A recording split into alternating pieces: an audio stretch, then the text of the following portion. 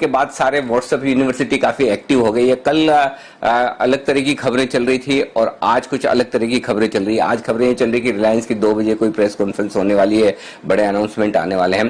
पहली चीज तो मैं ये बता दूं कि रिलायंस की तरफ से किसी तरह की कोई प्रेस कॉन्फ्रेंस आज नहीं हो रही है। हमने कंपनी सर्कल से जानने की और समझने की कोशिश की कि क्या किसी तरह की कोई प्रेस कॉन्फ्रेंस करने का इरादा है, तो उन्होंने इसके लिए मना किया है। और दूसरी बात, ऑफिशियली अनऑफिशियली जिस तरह की जो खबरें चल रही है, अनऑफिशियली, ऑफिशियली तो बिल्कुल भी नहीं है, वो खबरें भी सारी गलत बताई जा रही हैं। तो जो रिलायंस के इन्वेस्टर्स इस बात को लेकर परेशान है कि क्या होगा आगे, क्यों स्टॉक गिर रहा है, और जिन र्यूमर्स के दम पर कल गिरा था वो बेबुनियाद है, मतलब नहीं है, बिना मतलब लोग जरूरत से ज्यादा परेशान हो रहे हैं। हाँ, नतीजों पर रिएक्शन था डेफिनेटली, और नतीजे इतने खराब भी नहीं थे जितना स्टॉक गिरा, लेकिन अनएक्सपेक्टेड जब गिरावट होती है तो कई सारे स्टॉप लॉसेस ट्रिगर होते हैं। कई बार एफआईज जो पिछले 2-3 दिनों में बेच रहे हैं तो वो वही स्टॉक बेचना प्रेफर करते हैं जो लिक्विड है और जो आसानी से बिक जाए, और यही वजह की एफआईज की देखिए तेजी की पोजीशन काफी कुछ कम हुई है। तो मेरा ये समझना है कि जो लोग रिलायंस लेकर बैठे हैं उन्हें बिल्कुल डरने घबराने की जरूरत नहीं है। इनफैक्ट 10% की कमजोरी के बाद रिलायंस का स्टॉक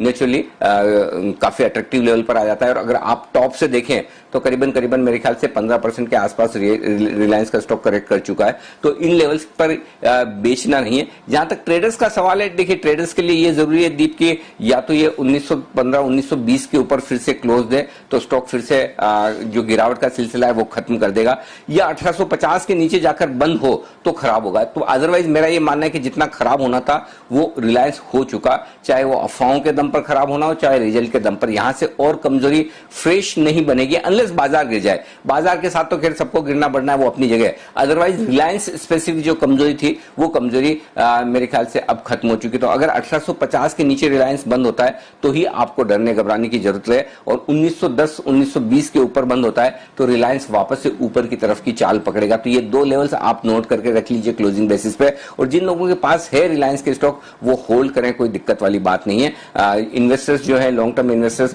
अब अगर आप बेचने की सोचें तो आप थोड़ा लेट हो चुके हैं। बेचना था तो शायद रिजल्ट के पहले बेचना था, लेकिन रिजल्ट के पहले अब नहीं बेचा है।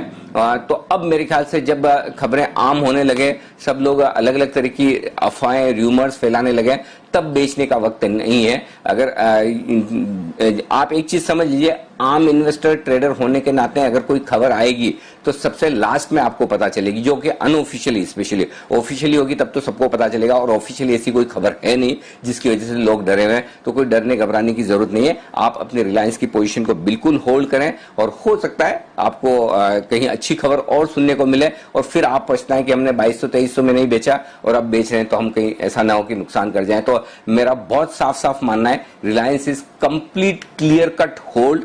एग्रेसिव इन्वेस्टर्स के लिए यहां से धीमे धीमे खरीदने का मौका है।